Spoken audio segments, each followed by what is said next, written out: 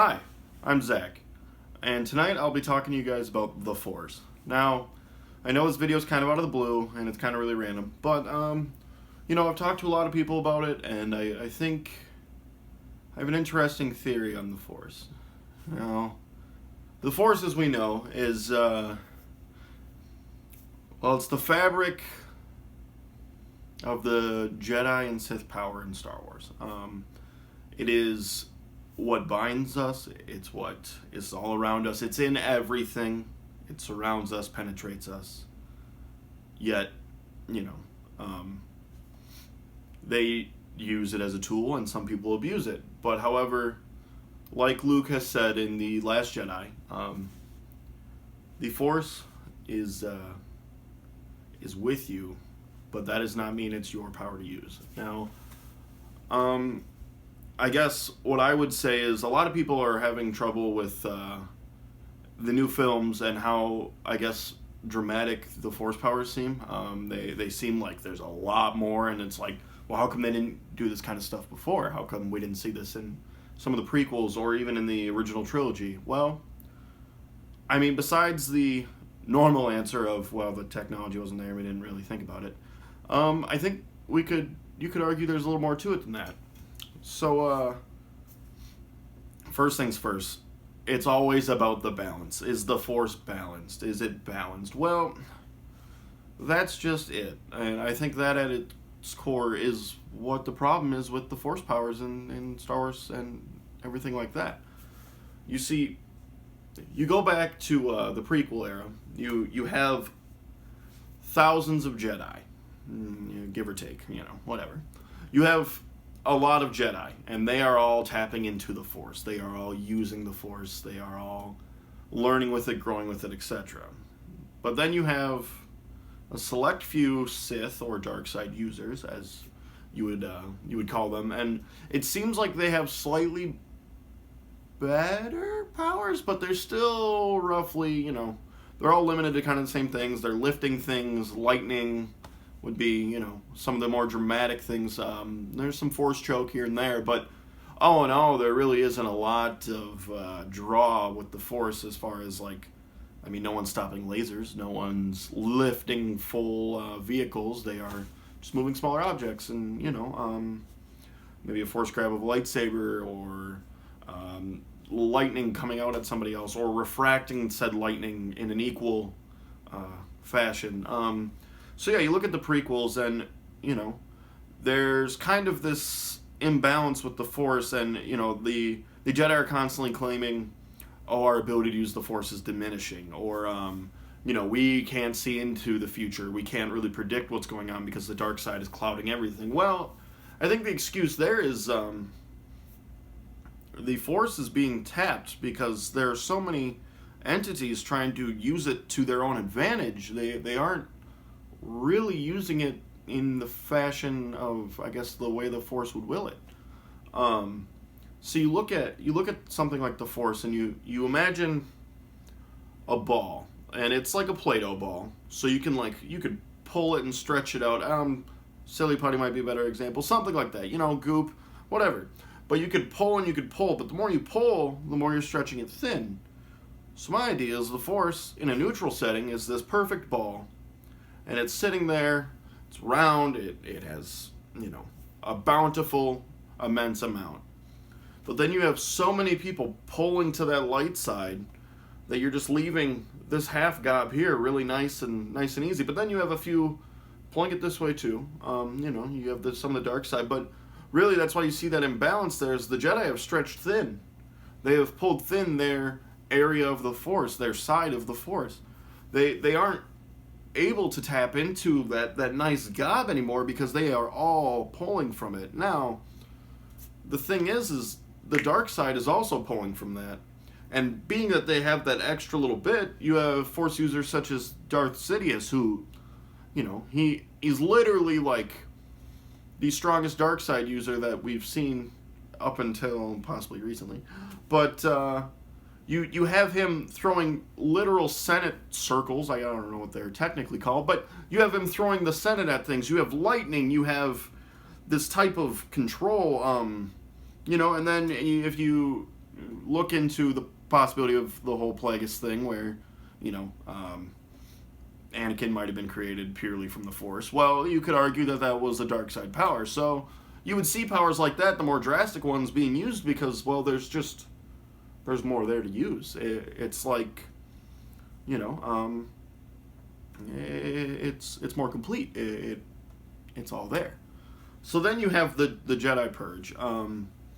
You move into things such as, you know, I mean, when you cut down to it, even though, like, yes, in the expanded universe, legends or no, there is some Jedi who survived, but for the most part, they're all pretty recluse, and they aren't really what you would call Jedi anymore at this point. So you have 2 and 2. The Force is balanced.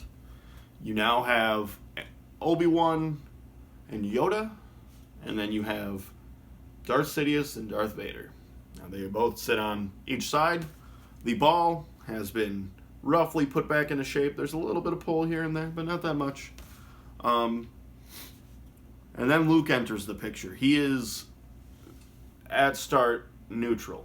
You know, he obviously leads more towards the light, but you see as he grows, one fades in the fact that Yoda becomes one with the Force, thus replenishing that extra that he would have pulled from having 3 versus 2. But then, you know, we really get to it where, you know, you could argue, yes, Anakin balanced the Force in the fact of, like, you know, he killed the Emperor and brought that sort of balance, but the real balance, and this is in my own opinion, this is by no means fact,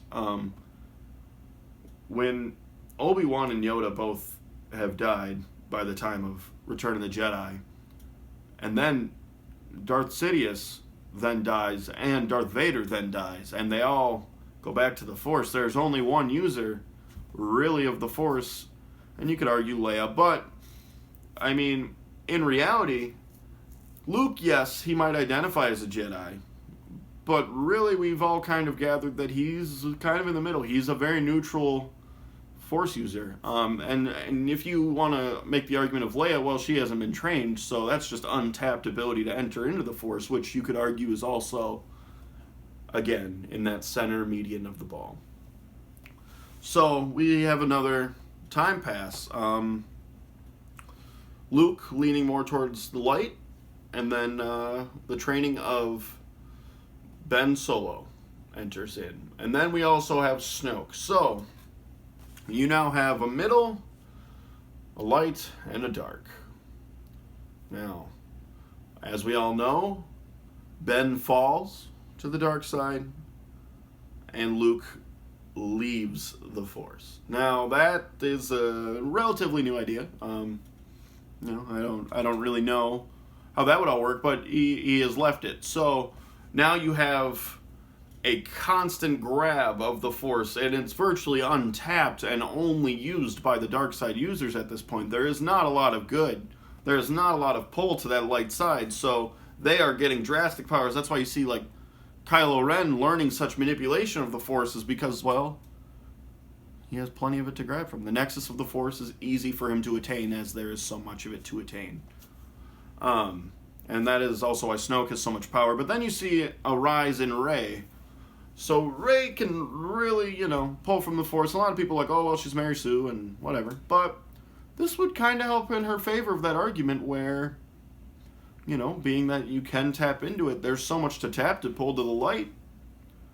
What's to really stop her from using all that power? Now, when Luke rejoins, we then have another equal stand. So we have, you know, Leia kind of in the middle. I mean, again, not really that pull of the Force that often. Then you have Rey, you have Kylo, Snoke, and Luke. Now, you could argue Luke would lean towards more of the middle, but obviously he proved he is a Jedi. That is the way he believes, and at the end of the day, the Force balanced out where he was using it in the light side's favor. Now, Snoke dies, and Luke dies. Well, that just leaves 2 pulling from the Force. Rey, admittedly, is a light side user and is identified as the last Jedi.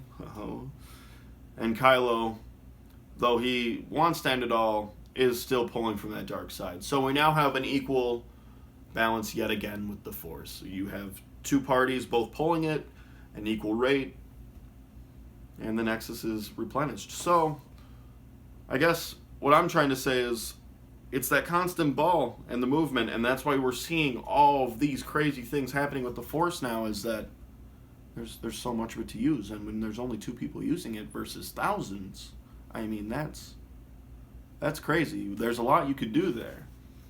Now, a lot of people still argue with the whole midichlorian thing that is not really, how that works. Well, you got to look at it this way. That is their scientific way to explain the Force. That might, it's not necessarily fact, but they are symbionts. So the idea of midichlorians is that, it's in your blood. It's part of you, just like it's part of everything else. So the way the midichlorian works is like, the more theoretically you have, the stronger you'll be with the Force. Now, I think that works because it's just like, if I have 100 midichlorians, I have more access than somebody with one midichlorian, right? It'd be like, I have 99 more ways to jump into it than that other person. Now, that doesn't necessarily mean you're going to be stronger with the Force. It just means you have more chances with it. It's like buying a lottery ticket. Now, let's say I buy 5 lottery tickets, and all of them are losers. I don't win a single one. I only lose money. Well, that would mean that I couldn't tap into the Force. I had the ability to, but I couldn't tap into it. Now, my friend, he buys 1 ticket. It's the only ticket he has, compared to my 5. So he should likely lose, right? Well, not necessarily. He wins $20, so you have to look at it, well, I guess that one's the one that can tap in. And you have to remember, they are symbionts, so they work with each other, and basically you're eventually using it like a muscle. So the more you can tap into that one, the idea is that it becomes like a muscle, The more you use it, the more stronger you're going to get with it. So that's why once you learn that way, you get that muscle memory, and then you can keep using it. So such as Kylo Ren, he should have had the same chance that somebody else did, but the thing is he had learned from that pull to become stronger with the Force. He knows how to use that power, so now that he knows how, he has mastered it, per se. I mean, we don't know. But he has the ability to use that more so than, someone like from the prequel era who could maybe Force push or Force lift things. Yes, they get stronger with it as they keep doing it, but there was no way that they could tap into that because, like I said, the ball was closed. It was thin, and there was no real pull. But now that you can pull, that you can learn more from it, and then that muscle's easier to build up for them. So, I don't know. That is one man's opinion. I hope you like the theory. I hope you gained a little more insight on it all. Let me know what you guys think. I don't really know. I randomly just thought, I better make this video. I don't know. It couldn't hurt. Let me know your opinions on it. I really want to hear what you guys have to say. I would love to talk more about it. I mean, I could be super wrong. I don't know. But I think it's a good explanation of why the Force is the way it is in the universe. Sorry. And, yeah. So, leave a like, subscribe, and I guess just let me know what you guys think. Thanks for watching, and may the Force be with you.